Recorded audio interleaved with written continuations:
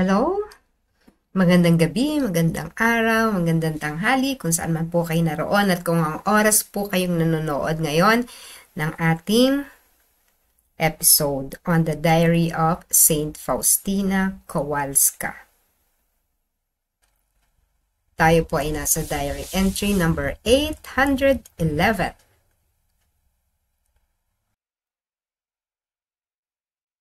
On diary entry number 811, says here, when I entered my solitude, I heard these words. At the hour of their death, I defend as my own glory every soul that will say this chaplet, or when others say it, or for a dying person. The indulgence is the same. When this chaplet is said by the bedside of a dying person, God's anger is placated. Unfathomable mercy envelopes the soul. And the very depths of my tender mercy are moved for the sake of the sorrowful passion of my son. Oh, if only everyone realized how great the Lord's mercy is and how much we all need that mercy, especially at that crucial hour. Nang pumasok ako sa aking pag-iisa, narinig ko ang mga salitang ito. Sa oras ng kanilang kamatayan, ipagsasanggalang ko bilang aking sariling kaluwalhatian ang bawat kaluluwa na magdarasal ng chaplet. O kung iba ang nagdasal nito para sa isang mamamatay, pareho din ang indulhensya. Kapag ang chaplet na ito ay dinisal sa tabi ng isang mamamatay na, humuhupa ang galit ng Diyos. Binabalot ng di maarok na awa ang kaluluwang iyon at ang pinakaibutura ng aking awa ay nasasaling alang-alang sa hapis ng pagpapakasakit ng aking anak. O kung matatanto lamang ng lahat kung gaano kadakila ang awa ng Panginoon at kung gaano natin kakailangan ang awang iyon, lalong-lalo na sa pinakamahalagang oras ng ating pagpanaw. Alright, so kagabi, ang tiniskas natin, yung mga gagawin natin when the person is already in the process of transitioning, no?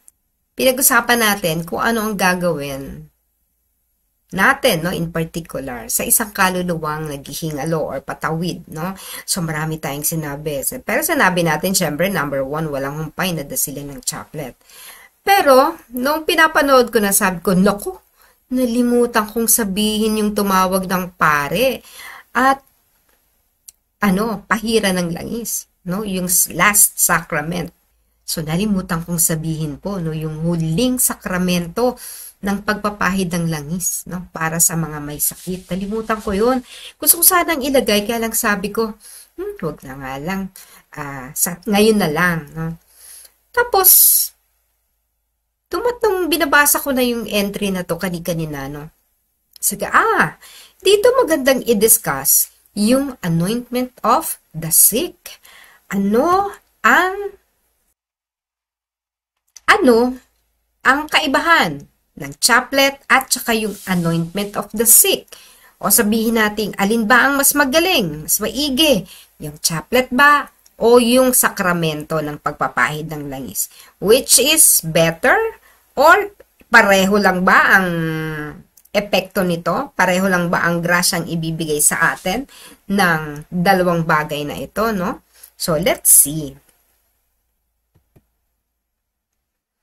Okay. Are they equal? Pareho ba? Yung sabi ko kanina, pareho ba? Pareho ba ang epekto o grasyang matatanggap natin kapag dinasal ang chaplet sa tabi ng isang mamamatay na o yung pagpapahid ng langis? Pareho lang ba? Let's see. Okay, dito lilinawin natin na walang hihigit sa sakramento. Kahit anong sakramento, yung 7 yan, wala pong hihigit dyan. No? It is supreme. Mas mataas siya ng di hamak, no? Kaysa mga kahit anumang panalangin. Kahit ng panalangin pong ito ay binigay ni Jesus. Ano ba yung mga prayers na itinuro sa atin ni Jesus? Yung Our Father, di ba? Sabi niya, o ganito kayo manalangin. No? So, yung sacrament, mas matindi pa pala, no? Mas mataas ang antas nito kaysa doon sa Our Father. Yung chaplet, sister. Opo, kahit anong prayer yan, kahit pa si Jesus ang nagturo sa atin yan, hindi po nito pwedeng lagpasan ang grasya o hindi nito pwedeng lagpasan ang antas ng kakayahan o ng kapangyarihan ng sakramento. So sister, anong gagawin natin? Wala namang pare. Ang hirap maghanap ng pare. Nasa bundok nakatira ang taong ito. Wala namang agad-agad na makukuhang pare. O kaya nung panahon ng pandemic, sister, papaano yun? Ang mga pari naman ay hindi rin nakakapasok sa mga ospital. Hindi rin nakakadalaw sa mga may sakit. So papaanong gagawin? Okay, so yan mga valid reasons yan. Una, talakayin natin kung ano ang panalangin. So, general, no? Yung chaplet man yan, or yung rosary man yan, or yung Our Father yan, o ano man prayer, no? So, generic. Prayers as generic. Ang prayer po, okay, ay nagbubukas sa ating puso. So, ito, tingnan nyo yung heart na yan, no? Yan yung heart, diba? Nagbubukas ang panalangin sa ating puso para dumaloy ang grasya ng Diyos. No? Pag tayo nanalangin, bumubukas yung puso natin sa grasya ng Diyos. Pero, ito ay depende sa trust. By virtue of trust. So, depende daw sa pananalig. Unang-una, sino ba ang dalawang actors, no? May dalawang actors sa pananalangin. Halimbawa, sabi kasi, no? Dasalin natin ang chaplet for the intention of the person who is in the process of transitioning. So, there is that person praying and there is one person, the object of the prayer or kung kanino ipinatutungkol ang panalangin. So, yun yung mamamatay na or maghihingalo. Again, may dalawang characters tayo dito, ha? Yung una, yung nagdadasal. Sabihin natin tayo yun, ano? Dahil malakas tayo, buhay tayo. Nandun tayo sa tabi or sa bedside ng mamamatay. And the other actor or actress is the one receiving o yung taong paalis. Okay, so yun daw, ulitin natin. Ang panalangin ay nagbubukas sa ating puso para dumaloy ang grasya ng Diyos. Subalit ito ay depende by virtue of trust of the person praying and the recipient or the object of the prayer. Okay, ganito daw. So, kung tayo yung nagdadasal ng chaplet doon sa mamamatay na, no, paalis na, ganito. The more that soul, tayo, no, mas mataas daw o mas malaki ang ating pananalig to Jesus, no? Mas marami daw ang makakamtan nating grasya. No, nalimutan ko ilagay yung grasya. The more graces, yung kaya po S yan, tapos C. So, she or he. She can obtain for the self and others. So again, mas mataas, mas malaki ang tiwala natin, no? Sa Panginoong Diyos. Kasi pinagdadasal natin ang kapayapaan ng kaluluwa at makatawid dito ng maayos, no? Mas malaki ang pananalig natin. The more ardent we pray, no? The more graces we can obtain for ourselves, no? At doon sa taong ipinagdadasal natin. So take note, dalawa yan. For ourselves and for others. Kasi pinagdadasal natin yung kaluluwa, di ba? Okay, so ito yung maganda kapag ikaw ang nagdadasal. Kaya nga sabi kanina earlier dun sa verse sa quote ni Faustina sa diary, pareho din daw ang indulhensya kapag yung tao, siya mismo ang nagdasal or someone is praying for that soul. Okay? Now, when we go naman to the person receiving or the person which is the object of our prayer. Kaya po, makikita nyo yung kamay ng isa, siya yung nagdadasal. Yung isang kamay, nakabukas. Ibig sabihin, ito yung recipient, no? So, yung recipient, mas malaki daw ang tiwala niya sa Panginoon. Sa pagdadasal niya ng chaplet, no? Naniniwala siya sa promise ni Jesus. Halimbawa, no? The more grace she can obtain for the self.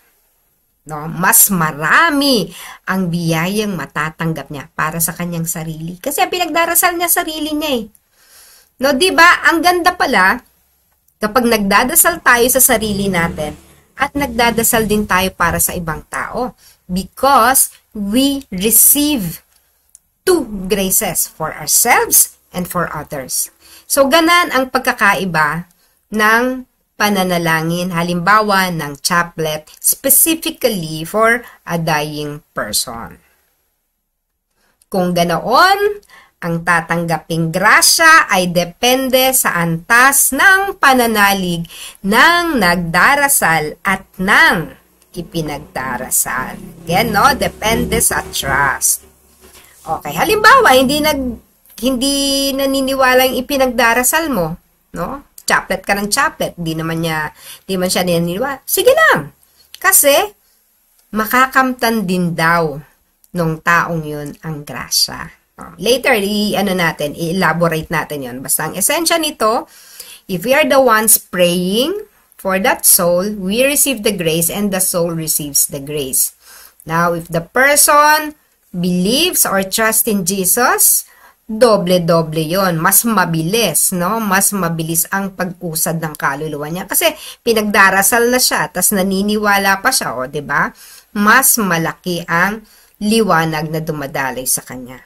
So, even if that person has lived a very dark life, no? Sabihin na natin pinakamatinding kasalanan, and we prayed for that person, no?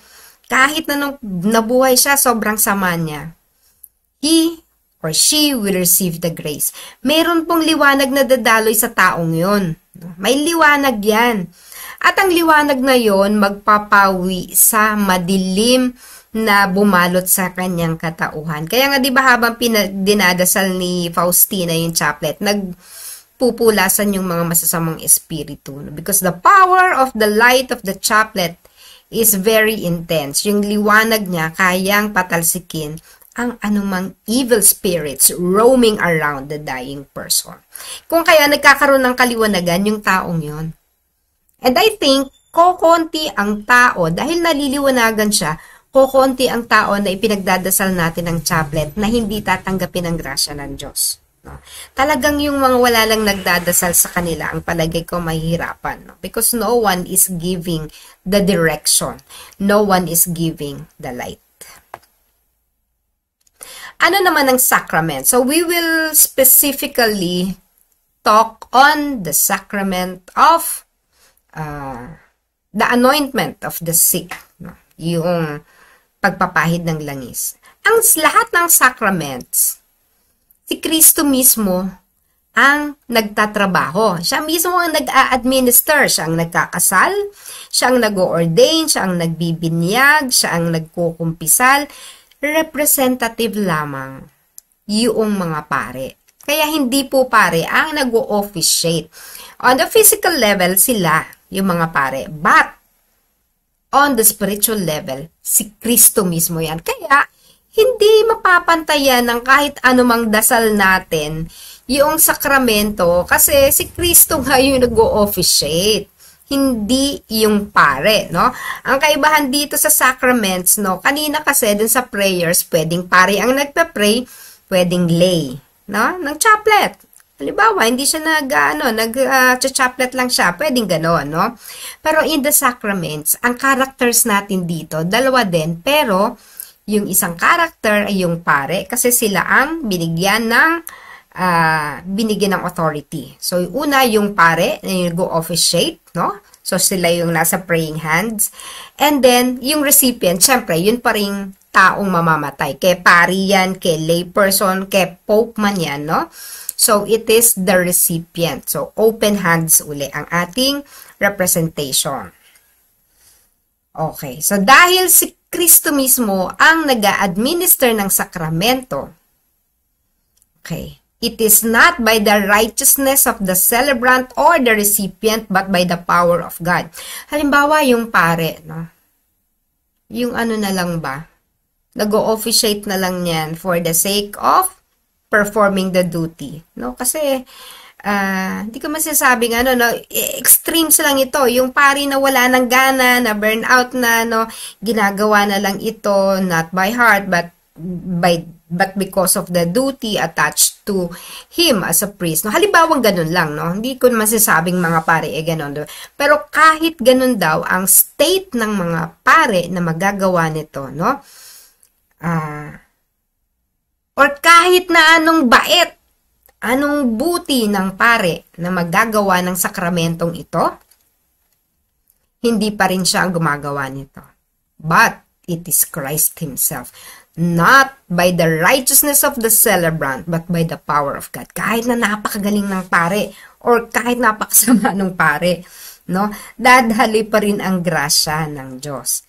And not by the righteousness of the recipient. Kung ang tumatanggap, ang taong tatanggap ng sakramento ay ubod ng sama o ubod ng buti, dadaloy pa rin ang grasya ng Diyos sapagkat ito ay isang covenanted, no? Parang ito ay ipinagkasundo na sa atin. Ang ating Panginoon, binigyan na tayo ng kasunduan. Covenant, signed by both, no? Tayo at si Kristo. It's a covenant. Okay, so from the moment that the sacrament is celebrated in accordance with the intention of the Church, the power of Christ and His Spirit acts in and through it, independently of the personal holiness of the minister. So, yun nga sasabi kanina, no, kahit anong buti pa ng pare, no, hindi pa rin po siya ang tumatrabaho niya. The power still comes from Christ Himself. But of course, it will do more good if the priest is also good or holy. No? Kasi yung grasya ng Diyos mas nagdidire-diretso. No? Pero kahit nga hindi mabuti yon, kahit ang intention ng pari ay ginagawa lang niya dahil ano lang, no, for the sake of performing the duty, still, ang ating Panginoong Hesus ang nagbibigay ng grasya. Okay. So, ito yung sasabi natin kanina, kahit anong bait, no? Pero, ito, even if the minister, the pare, the priest, does not trust the sacrament, hindi siya naniniwala. Halimbawa lang, no? Baka naman merong gano'n, no? Extremes lang. No? Nagsasabi lang tayo ng extreme lang na scenario. Or even if the recipient has no trust in God, hindi siya nagtitiwala, okay, still, matatanggap ng taong ito, ng kaluluwang ito, ang grasya ng Diyos. So, imagine niyo, no? That is the power of the sacraments. Ang major difference, it is Christ Himself officiating it. Yung sa prayers naman, tayo mismo bilang mga nilalang. Alright. Now, ibig sabihin ba, ganun pala makapangyarihan ng sakramento, no? Kayang-kaya palang gawin yan. Ibig sabihin ba, didiretso na sa langit ang lahat ng kaluluwa na nakatanggap ng sakramentong ito? Ng langis, ng pagpapahid ng langis? Still, the fruit of the sacraments depends on the disposition of the recipient. Dadaloy po ang grasya, hindi naman sinabing masama yung tao, hindi dadaloy. Dadaloy pa rin po siya yung grasya. Pero, nasa kaluluwa na po kung tatanggapin niya ang grasyang ibinibigay sa kanya ng Diyos. Ano ibig sabihin? if the soul rejects the grace coming from God, the light that is offered to the soul at that moment, walang magagawa ang Diyos. Kasi may free will nga eh. Even at the last moment of our life, the Lord respects our will, free will. And if your free will at your last moment decided to reject the Lord Jesus, to take His hand and go with Him wherever we are supposed to go, kung saan tayo nararapat na pumunta, no? By accepting God. Still, depende nga po sa ating kalooban. The free will. Hindi sasakupin. At the last moment, hindi sasakupin ng Diyos yan. Pero, ang liwanag na galing sa ating Diyos, no? Because of the sacraments, the light that is being poured on that person is more than enough to erase all the cobwebs, all the fears, all the worries that that soul has in his life. So palagay ko naman, no, ako naniniwala po ako na dahil sa tindi ng ating pananalangin or yung ano din, no, makakatulong din talaga tayo para patindihin ang liwanag doon sa taong namamatay. Kasi nga, para yung will niya, baguhin niya, no, yung kanyang free will, sabihin niya yung yes instead of no. Hindi na siya magyabang. Okay? So, so ibig sabihin ba, ligtas na ang mga kaluluwa na makaka-receive ng sacrament o ang makaka-receive ng chaplet? Ibig sabihin ba, ganon, 100% they are assured that they would be saved kung sila ipagdadasal natin o bibigyan sila ng sakramento, no, ng pagpapahid ng langis. Again, neither the sacraments nor the chaplet can guarantee that the soul will be saved. Hindi masisiguro ng sakramento, no? Kahit pa naka-receive siya ng communion, confession, anointing of the sick, yung tatlong yun, no? Kahit na na-receive yan ng kaluluwa, hindi magiging guarantee yan na siya'y maliligtas. Kahit pa 10 milyon taong magdasal ng chaplet para sa kanya, hindi yan magiging guarantee because it depends, all will depend on the disposition of the soul. Kung ano ang kalalagayan ng kaluluwa at kung paano niya tatanggapin ito. Kung tatanggapin niya ito, ay di okay, no? Kahit gaano siya kasama, matatanggap niya ang awa. Pero kung talagang magmamatigas ang kaluluwang ito at that last moment, ay sorry na lang talaga. No? Pero kung nga, sabi ko nga, palagay ko, no, sa tindi ng ating pananalangin, if we prayed very intently, no, kaya mahalaga din na tayo mataas din ang ating paniniwala, pananalig sa ating Diyos. And we pray ardently. Kasi, katulad nga ni Faustina, no, at that last moment, yung agony nung namamatay, kitang-kita niya, maraming pinagdadaanan, no, pero, no, dahil sa tindi, yung ardent prayer niya, desire to save the soul was liberated from the prison. Napalaya niya ang kaluluwa. Thanks to Faustina for praying for that soul. So, yun nga po, pwedeng i-reject, no? Pero palagay ko, sa tindi ng ating pananalangin ng chaplet, ang kaluluwang yan ay tiyak na maliligtas. Hindi niya sasabihin ng no.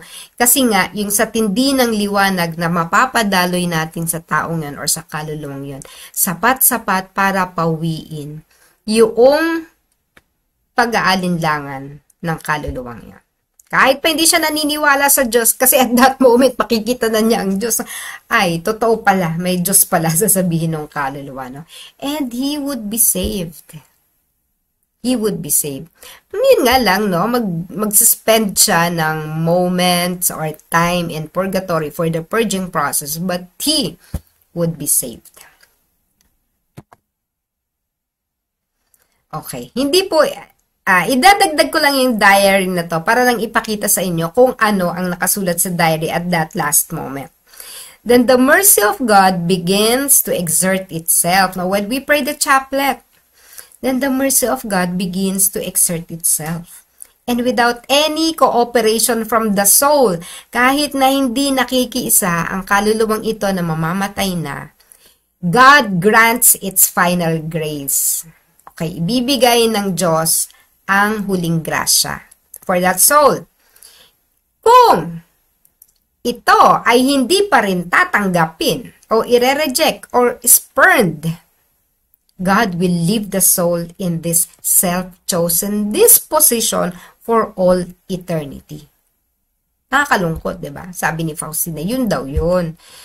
Kung hindi natatanggapin, iiwanan na ng Panginoon ang kaluluwang ito. Sa pinili niya, wala na siyang magagawa, no? Ano ba yan? Kumbinsihan pa ba tayo? Eto na nga, mahirap na pong magkumbinsihan dyan. Bakit? Kasi naked truth na ang pinapakita sa'yo. Hindi ka na punong-puno ng mga kaisipan mo bilang tao na ganito, walang Diyos, ganito, ganyan, sapagkat hindi ko naranasan, ganyan. Ito kasi face-to-face na kayo ni God. No? Kaya, imposible na, kumbaga, magmamatiga. Well, possible din naman, no? Pero, yun nga, dahil ipinakikita na ng Diyos kung ano yung totoo. Kaya lang, pag pinili mo nga, iiwanan ka na ng Diyos sa ganoong desisyon mo.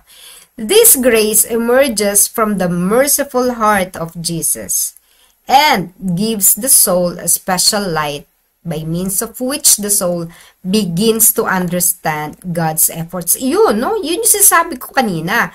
May special na liwanag na dumadaloy dun sa kaluluwa. Kung kaya nauunawaan ng kaluluwa ang effort ng ating Diyos na baguhin ang kanyang kalooban, ang kanyang desisyon, no? Yung liwanag na yon babaguhin ang tingin ng isang kaluluwa. Bakit nga? Kasi eto na yan. Wala nang veil, wala nang lambong. Kita na niya ang totoo. No? Kung hindi siya naniwala, this time sasabihin niya nga, ay totoo pala. The soul knows that this, for her, is final grace. Alam daw yan ang kaluluwa. Final grace na yan. And should it show even a flicker of goodwill, kahit daw aandap-andap, maliit na kabutihan or goodwill, the mercy of God will accomplish the rest. Bahala na ang Diyos. That is from Diary 1486, no? In conjunction, no? So, it is in conjunction with Diary Entry 811.